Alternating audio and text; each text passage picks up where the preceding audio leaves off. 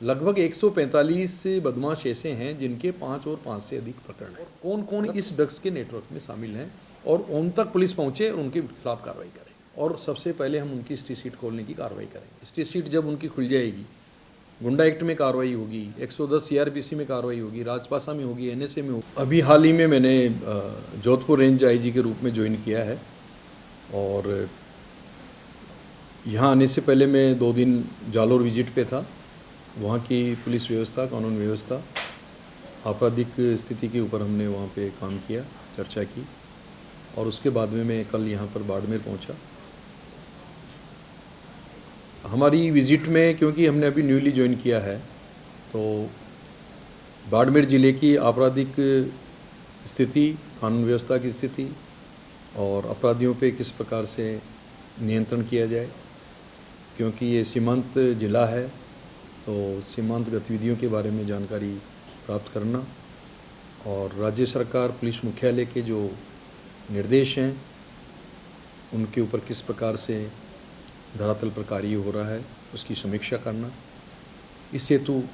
ये visit plan की। और कल पुलिस अधीक्षक बाड़मेर और अन्य अधिकारियों के साथ बॉर्डर पोस्ट का हमने अवलोकन किया। वहाँ पर जो अधिकारी लगे हुए हैं बीएसएफ के, जो सुरक्षाकर्मी लगे हुए हैं, उनके साथ हमने चर्चा की। सूचनाओं का आदान प्रदान किस प्रकार से होता है और किस प्रकार से गतिविधियाँ सीमा पार होती है, उनके ऊपर भी हमने उनसे फीडबैक लिया। आपस में संपर्क, सहयोग, समन्वय के ऊपर चर्चा हुई और तत्पश्चात चोटन विलेज की जो व्यवस्था है, चोटन पुलिस स्टेशन है और वहाँ के जो पुलिस अधिकारी हैं, पुलिस जाब्ता है, उनसे सीधा संवाद किया। इस संबंध में हमने जो इस क्षेत्र में एनडीपीएस के जो पूर्व में जो प्रकरण पंजीबद्ध हुए हैं या पूर्व में जिस प्रकार का सूत्र सूचना संकलन हुआ है और जो वांटेड क्रिमिनल्स एनडीपीएस एक्ट के केसेज में चल रहे हैं, उनके ऊपर आज डिटेल में सभी थानाधिकारियों, वृत्ताधिकारियों, एडीसी एसपी से चर्चा की है और हमने ये निर्देश दिए हैं कि बाहर से जो, क्योंकि यहाँ पे इसका कल्टीवेशन नहीं है, यहाँ पे पैदा तो होती नहीं है, बाहर से आती है, तो हमारी जो नाकाबंदी की जो व्यवस्था है और उसको स्ट्रॉन्ग किया जाए और सूत्र सूचना संकलन होती है जिसके आधार पे हमारी सक्सेस रेट बढ़ती है किसी भी कार्रवाई में, उसके ऊपर भी हमने जोर दिया है। और एक जो है हमारे जो सोर्स होते हैं भाई, उनको और आगे से आगे मजबूत किया जाए कि हमारे वो सोर्स हमें इन्फॉर्मेशन पहुंचाएं और इसके आधार पे फिर प्रभावी कार्रवाई जो तस्कर हैं उनके खिलाफ की जाए। जो पूर्व में प्रकरण पंजीबद्ध हुए हैं तस्करी के, अफीम के, डोडा चूरा के या अन्य ड्रग्स के, तो उनमें जो लोग फरार चल रहे हैं, कुछ के विरुद्ध इनाम घोषित है, कुछ के खिलाफ जो है अभी इनाम घोषित किया जाएगा, लेकिन इनकी गिरफ्तारी जल्दी से जल्दी की जाए और अफीम सप्लायर या मादक पदार्थ के सप्लायर के खिलाफ कार्रवाई की जाए और आगे ये किस प्रकार से पहुंचती, किन लोगों तक ये पहुंचती, उनका भी पताराशी करके और ठोस कार्रवाई की जाए। हमारी जो कार्य योजना है उसके तहत हमने सबसे पहले जो एक्टिव क्रिमिनल्स हैं उनका पूरा रिकॉर्ड खंगाल करके और उसका डाटाबेस तैयार कर रहे हैं। जिन अपराधियों का चालान पूर्व में एनडीपीएस एक्ट में हुआ है, एक्साइज एक्ट में हुआ है, गैम्बलिंग एक्ट में हुआ है, एक्सटोर्शन में हुआ है, उनका पूरा डाटाबेस तैयार करके जो मोस्ट एक्टिव क्रिमिनल्स हैं हमने फर्स्ट चरण में उनकी सूची तैयार करवाई है। लगभग 145 बदमाश ऐसे हैं जिनके 5 और 5 से अधिक प्रकरण हैं गत 10 वर्षों में। उनमें से फर्स्ट चरण में कम से कम 40 से 45 अपराधी गण का चयन करके और सबसे पहले हम उनकी हिस्ट्री शीट खोलने की कार्रवाई करेंगे। गुंडा एक्ट में कार्रवाई करेंगे, राजपासा में करेंगे, एनएसए में करेंगे और इनको पाबंद रखेंगे। अगर मुकदमों में वांटेड चल रहे हैं तो उनकी गिरफ्तारी सुनिश्चित करेंगे। ये हमारी एक व्यू रचना है और जो ही उनका रिकॉर्ड तैयार होगा, हिस्ट्री शीट जब उनकी खुल जाएगी, गुंडा एक्ट में कार्रवाई होगी, 110 सीआरपीसी में कार्रवाई होगी, राजपासा में होगी, एनएसए में होगी, तो ये हमारा तरीका होगा कि इसके माध्यम से हम उनको निरुद्ध रखें, जेल के अंदर रखें और यदि वो जमानत पे बाहर हैं तो भी वो पाबंद रहें। और उनकी गतिविधियों पे नज़र रखने के लिए जो हमारे बीट कांस्टेबल्स हैं, जो हमारे इंटेलिजेंस की जो यूनिट है, उनके सबके साथ समन्वय किया जाएगा और प्रभावी कार्रवाई करते हुए इन गतिविधियों के अंकुश लगाए जाए। अंतर्राष्ट्रीय सीमा के जो भी जिले होते हैं उनके सामने ये चुनौती होती है कि सीमा पार से किसी प्रकार की अवांछनीय राष्ट्र विरोधी गतिविधियाँ इस क्षेत्र में नहीं बढ़े और उनसे सहानुभूति रखने वाले लोगों की संख्या नहीं बढ़े। तो हमारा जो इंटेलिजेंस नेटवर्क है उसको हमें बहुत स्ट्रॉन्ग रखना पड़ता है कि कोई व्यक्ति वैध अवैध तरीके से सीमा पार जा कर के और हमारे राष्ट्र की सुरक्षा को प्रभावित तो नहीं कर रहा है। इसी प्रकार से कोई चोरी छिपे बॉर्डर क्रॉस करके, चाहे वो हथियार हों, चाहे वो मादक पदार्थ हों, चाहे अन्य कोई चीज़ हो, उसका प्रवेश किसी भी रूप में हमारी सीमा में नहीं हो। और ये बीएसएफ है जो हमारे बॉर्डर पे पूरी चौकस है, पूरा ध्यान रख रही है और उसके बाद में जो हमारी लेयर्स है वो उसके ऊपर पूरी नज़र रख रही है। देखिए कि इस क्षेत्र में जो भी आर्म्स एक्ट के मुकदमे दर्ज हुए हैं, हमने अभी आज भी चर्चा करके और हमारे जो पुलिस उप अधीक्षक गण हैं उनको ये निर्देश दिए हैं कि प्रत्येक प्रकरण की पत्रावली को और दोबारा रिव्यू करके और कौन इनके एक्चुअल में सप्लायर हैं गन के, और ये कहीं ऐसा तो नहीं है कि कोई इस तरह से कोई स्ट्रॉन्ग नेटवर्क बन गया हो जो बाहर से हथियार ला रहा हो और यहाँ पे सप्लाई कर रहा हो, तो उस तक पूरी छानबीन करके और इसके ऊपर कार्रवाई करेंगे। दूसरा ये है कि जो ड्रग्स की जो बात आप बता रहे हैं, इनके जो भी प्रकरण पंजीबद्ध हो रहे हैं, इनको वरिष्ठ अधिकारियों के निर्देशन में इंट्रोगेशन रिपोर्ट तैयार होगी। कम से कम पुलिस उप अधीक्षक स्वयं जो है इंट्रोगेशन टीम में शामिल होगा और उसको वेरिफिकेशन करेगा कि किस प्रकार से ये ड्रग्स आई है, कि कहाँ तक पहुँचनी थी और कौन कौन इस ड्रग्स के नेटवर्क में शामिल हैं और उन तक पुलिस पहुँचे और उनके खिलाफ कार्रवाई करे। डेफिनेटली जब हमारे पास हिस्ट्री शीट खोलने की कार्रवाई होती है तो उसके ज्ञात अज्ञात सोर्स की इनकम, उसकी स्थायी संपत्ति, उसकी चल संपत्ति, उसके दोस्त, उसको शरण देने वाले, उसको जमानत करने वाले, जमानत कराने वाले, उसके पास क्या संसाधन हैं,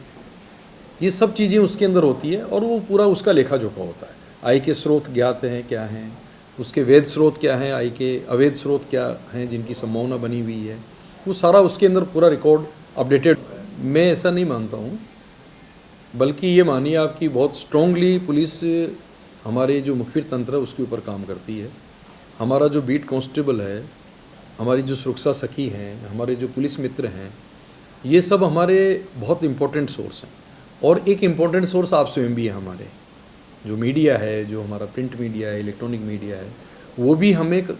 समय समय पर आगाह करता है, सूचनाओं का आदान प्रदान करता है और इन सबको मिला करके हम लोग बिल्कुल सतर्क रह करके कार्रवाई करते हैं। और उसी का परिणाम होता है कि आप देखते हैं कि बड़े बड़े केचेज होते हैं,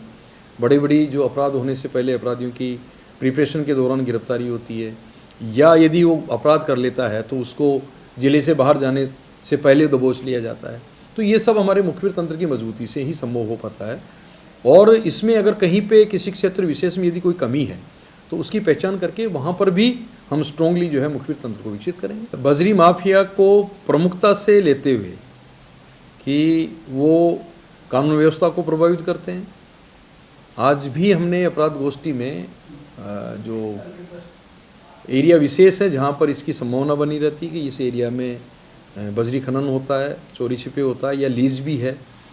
तो हमने वहाँ के थानाधिकारीगण, उसके एरिया के एडिशन एसपी, उस एरिया के डीवाईएसपीज को सख्त निर्देश दिए हैं कि इनकी गतिविधियों पे पूर्ण अंकुश लगाने के प्रयास करें, लीगल एक्शन इनके खिलाफ लिया जाए और यदि पूर्व में इनके खिलाफ कोई मुकदमे दर्ज हैं और ये फरार चल रहे हैं तो उनकी अतिशीघ्र गिरफ्तारी करके उनको कानून के शिकंजे में कसा जाए। आज भी हमने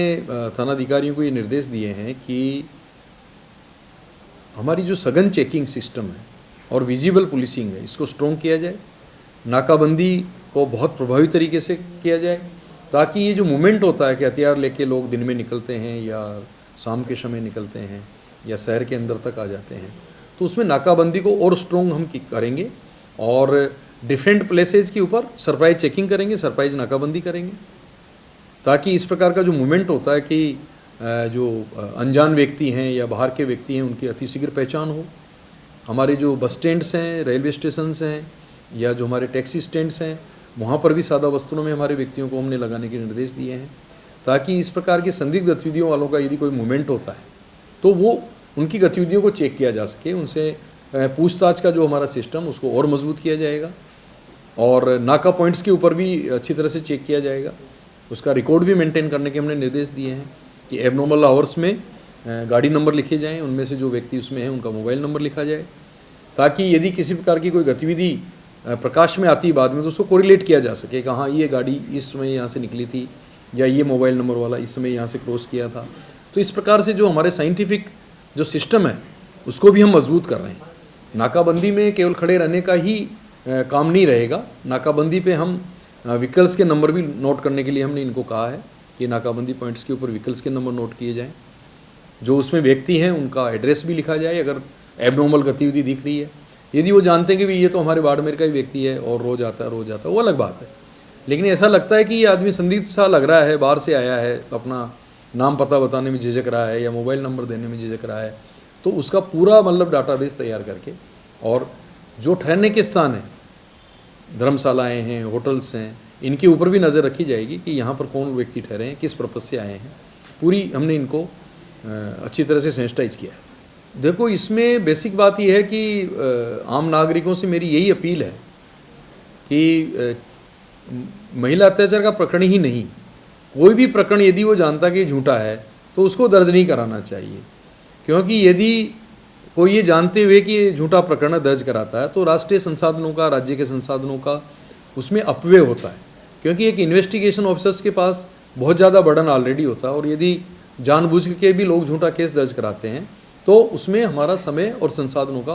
मतलब जो अपव्यय होता है, और उसमें फिर हम 182, 211 की कार्रवाई भी झूठा केस दर्ज कराने वालों के खिलाफ करते हैं। मैं तो यही अपील कर सकता हूं कि हमें इसमें शुचिता रखनी चाहिए और झूठे केस दर्ज कराने की प्रवृत्ति से बचना चाहिए।